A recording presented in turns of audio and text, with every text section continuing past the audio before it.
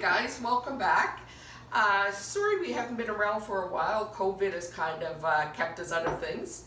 And as you know, Ontario has been hit pretty hard, and now Ottawa is going through a second phase of it. So, but neither here nor there, we're back. I want to thank you all for all of your comments on our videos. Today we're going to do a real simple recipe, and it is pie crust. And so we hope you enjoy it. Okay, let's get started. When we're doing this today, I have a few tricks that I have for making my pie crust that may work for you as well. Just kind of makes things a little easier.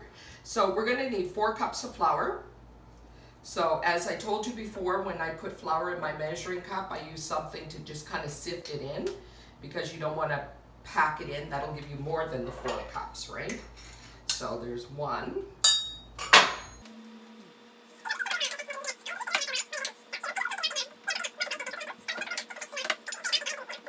So this is our 4th one.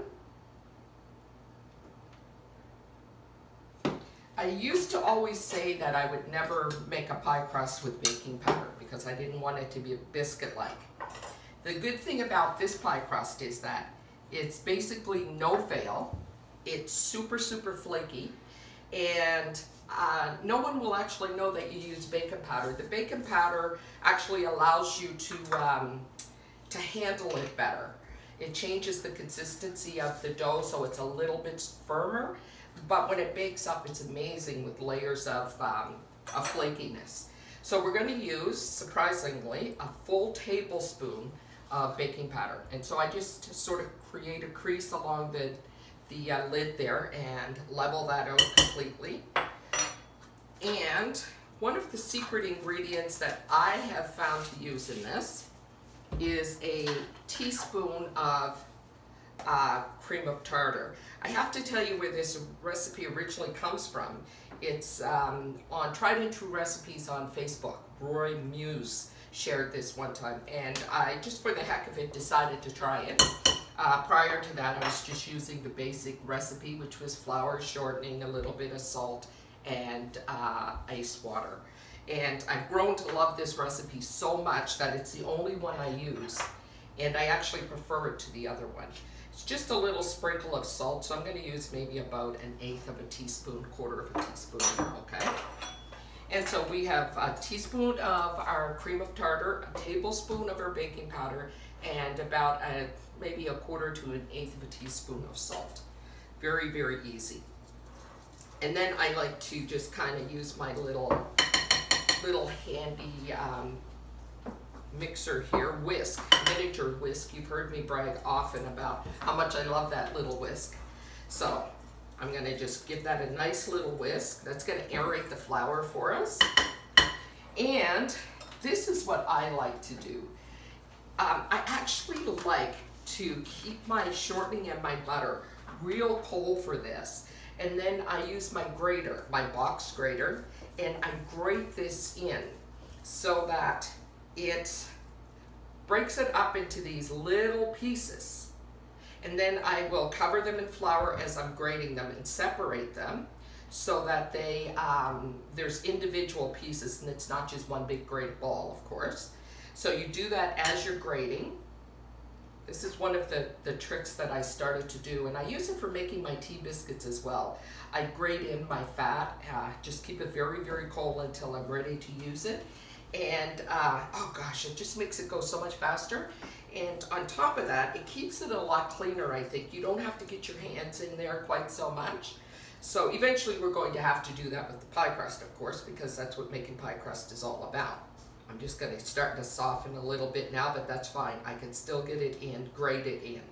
And what I can't grate in, which is this last little bit that's on the box grater, I'm just going to use my knife and take it off and drop it in. For this recipe, you can use the full package or the full pound of your shortening, or you can use all butter, or you can use half butter and half shortening, which is what I use. Now, I have a family member who actually is dairy-free, so I've actually a few of them. So whenever they're coming to dinner or something, I will just use all shortening. Sometimes I'll splurge and use all butter. So it's totally up to you. This recipe is very resilient. So there, we have this all in there now. And you can see how the pieces look so nice, right? Like they're individually separated already. So for this particular recipe today, we are actually going to be using half butter and half shortening. And I love the way the butter grates in. And as I said, use your box grater for anything that you need to have small pieces of fat in, any recipe that you're baking and you need small pieces of fat. I mean, it's just a godsend. Look at that. It doesn't get any better than that, right? And all you're gonna do is just make sure that it's separated in between gratings. This recipe comes together super fast. I know that I say that about a lot of recipes, and you have to promise me you're gonna try this. Even if you make the regular normal one without, that most people use without the bacon powder and cream of tartar, please just give this a try. If you say that you've never been able to make a good pie crust, I promise you, you will be able to make a good pie crust with this. It's pretty much flawless actually in terms of results. So, as always, I have my sink of hot soapy water there that I can just throw things in. So, the other thing that you want to do when you're doing this is you want to make sure that you use a fork for making sure all of the flour and the butter, or the butter and the shortening, are all separated. So you can see what we have here, right?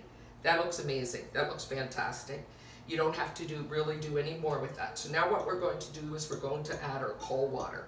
The recipe calls for a cup of cold water, but I put it in the middle, and I start with about 3/4 of a cup of the water, and you just sort of turn it over like this. You never want to overwork any sort of pie dough, biscuit dough, that sort of thing, right? So just use the fork to do the work for you, and you just keep turning it over like this. It's so easy to do, I tell you. So I've gotten most of this wet, and it's nice and moist now from the water. So now I'm just going to put a little bit more of this all around the edges where the dry flour is. And we're almost ready to turn this out. This will give you usually about 1 double pie and a single, depending upon the size of your pie plate, or it can actually give you 4 singles. We've got the water in our pie crust, and I'm going to just let you see how beautiful this is and how easy it handles. I'm going to now dump it all out. Sometimes you may find that you may need another tablespoon or little sprinkle of water, and that's fine, go ahead, but try to use as little water as possible, and do that with regardless of any pie crust you're making. You don't want to make it over moist. Okay, now we're just going to roll it on top of itself, and it will slowly incorporate all of these little pieces of flour and fat. One of the keys here is not to overwork it, because the more you work it with your hands, the warmer it'll get, and it'll actually melt those little pieces of fat that you grated into it. And those little pieces of fat are actually what, as long as they're cold, that's what's going to give you the flakiness to your crust. So all of this fat, like butter for example, and the shortening, there's a little bit of water in it. So when it's made. So what happens is that when the butter, the little pockets of these pieces of fat, hit the high heat in the oven, the water then becomes steam, and it rises and it creates a flakiness, like this little dough. Little board scraper for the dough. I had one before that I used and didn't realize that it was scraping my table. One of these days I'm going to get a baking board. I don't know if you've seen them, but years ago people had them, and now they're the big thing again. So guys, what we have here is, this here is a piece of the dough that I've set aside that we're going to use for our pie plate here.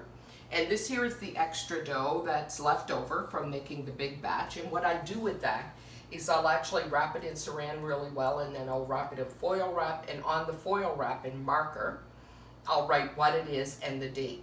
Now, what you can do also is cut this in half or cut it in thirds. I think that from this size here, you should be able to get another single and a double. Okay, so maybe you'll get two double crusts from the whole batch. Okay, let me show you this for a second. So this here contraption here is called the Dough Easy, and I actually purchased it, I think, on a specific site. I can't recall where it was, but we will put the link below. This is just amazing. So you can roll out your pie crust here for whatever diameter you need, and then over here what you have also is when you have to roll out a rectangle or something for cookies or whatever that may be, you can do that. It also comes with spacers that I really like. Let me grab these here and show you. And so what you do is you put one on each side when you're rolling out cookies or whatever, and they're individual, they're different heights. So if you're rolling out a dough, you put these on one on each side and roll it, and it'll give you an even and consistent thickness for whatever it is you're rolling out. So we'll try to find where I purchased it and put the link below for you. So here we go. We're just going to roll this crust here out now. Make sure you put lots of flour down on your surface. What we have is, I think, a 9-inch pie. You're going to absolutely love this crust. You have to promise me you're going to try it. So we're going to roll this out, and as I said, continue adding a little bit of flour to your pastry as you're rolling it out, your crust, and just keep rolling it out. So as you go, what you can do is, as this gives you the diameter, right? And the other good thing is you won't need to use near as much flour with this. So as you go, it gives you sort of a guide for rolling this out into a circle, which works out really well because I am terrible at rolling things out in a circle. And with the pie crust, you don't really have to anyway. That's not necessary at all. So we're going to roll this out to about 1/8 of an inch in thickness. There we are. This here is still just a tad bit thick. So we're going to just sprinkle a little bit of flour there, because when we do have it rolled out, we want to ensure that we can pick it up very easily and put it on in our pan. And I'll show you how I do that as well. There's a trick to doing that as well, to make sure that it stays in good shape, good form.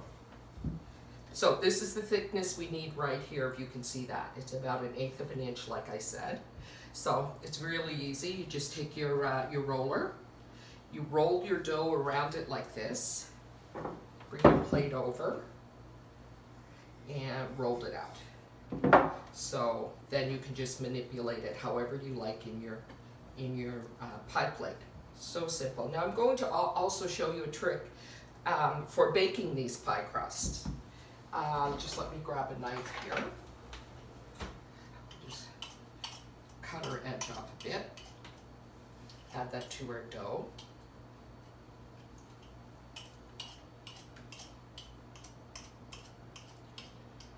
We can use this, throw this in with the dough that we're going to be freezing.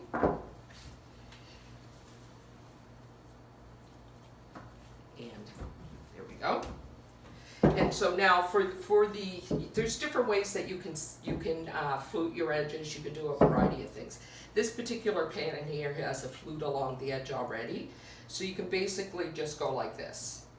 It's up to you. Just follow the flute that's there. So you're holding your fingers like this, and you're putting them against the pie crust, and you're putting this finger in between it to just kind of flute it. You can use a fork if you want, just to seal it down. We're going to bake this in a 350 oven, but there's still a few things we need to do before we do that, okay? So one of the things is that we're going to use a fork, and we're going to what they call dock the bottom of the pie crust and the sides. So let me show you how to do that. So we take our fork and we just put holes all over the pie crust, sides and bottom. And what this does, it allows the air to escape, so it doesn't create the big bubbles and shrink your pie crust. Okay? Pretty straightforward, actually. The other thing that you can do if you like is whip up an egg and then just brush the crust with it. If you are going to be making a double pie crust, for example, let's say that you're going to be putting apple pie filling or blueberry pie filling in this, you wouldn't flute the edges on this, you would leave this plain, okay? Then you would whip up an egg on the bottom crust, just use the egg all around, just a little bit around the top. Put your top crust on top of that and then flute it. And what the egg does is the egg ensures that you have a better seal so that it doesn't separate and your pie filling doesn't, you know, spill and make a mess in your oven, which mine used to do all the time. So there we go, that's our pie. I'm not going to bother doing the egg around the top, or if I wanted to be fancy, I would do the egg around the top and then sprinkle some sugar on top of that before I bake it, and the sugar gives it a nice shine. So what we need to do with this is what they call a blind bake. So a blind bake basically means that you put some either, I use parchment paper in the bottom of this, and you fill it with pie weights. My pie weights are just old dried beans, and I use them over and over and over again. I use them for nothing but my pie weights. Let me show you how I do that. What we have here is the parchment paper that I'm going to use to line the pie crust with. And this just keeps the pie crust from sticking, and we put the pie weights on top of that. Pop it into a 350 oven that I've just turned on, and it just beeps, so it's preheated. I'm going to do this here now first. Kind of set it in a bit. When I start pouring the pie weights, and you can see they're pretty fancy pie weights, as you can see, right? Dried beans. That they've got a little bit of brown on them because they've been used over and over and over again. Because they do not touch the pie, I'm very comfortable using these over and over again. I don't know if you've ever seen the pie weights that they advertise on TV or that you see on Amazon, but they're a little bit bigger like this, and I think 10 of them are like $20. Do yourself a favor, keep some of these dried beans in your pantry and use them for your blind baking of your pie crust. I'm just gonna pour them in and make sure they take the full shape of the pie crust. Very, very simple like this. I'm gonna cut this here off just a bit. I'm gonna cut this off just a bit so that we can make sure that the color gets around to the fluted edge on the pie. And what we're going to do, some people will use a high heat. I prefer a 350 for my blind baking. It's no fail, and it works really well all the time. 350, 20 minutes. Then what we're going to do, oops, I need to be careful there. Then what we're going to do is we're going to remove the pie weights, pop it back in for another 10 minutes so that our bottom crust can get nice and brown as well, and the sides. It'll already be cooked. It's just a matter of adding the color to it then. So here we go in the oven, and I'll set the timer for 20 minutes. So here what we have, I wanted to show you this here is how I wrap my pie crust. I usually make a big batch, and at any one time I usually have 1 or 2 of these in the freezer. Sometimes it's because my sister will come by and she'll want to know if I have one, and I can just hand it to her. Other times it's just kind of a spur of the moment thing. I actually can apple pie filling, and so it's when you have this in the freezer, it's so simple because you can take it out, just put it on your counter for about an hour or 2. It really defrosts that quickly. Roll it out, take a big jar of my apple pie filling, dump it in the pie crust, and top it off with the other crust and throw it in the oven. It's really easy. So when you have this on hand, it's really simple and quick to make a dessert.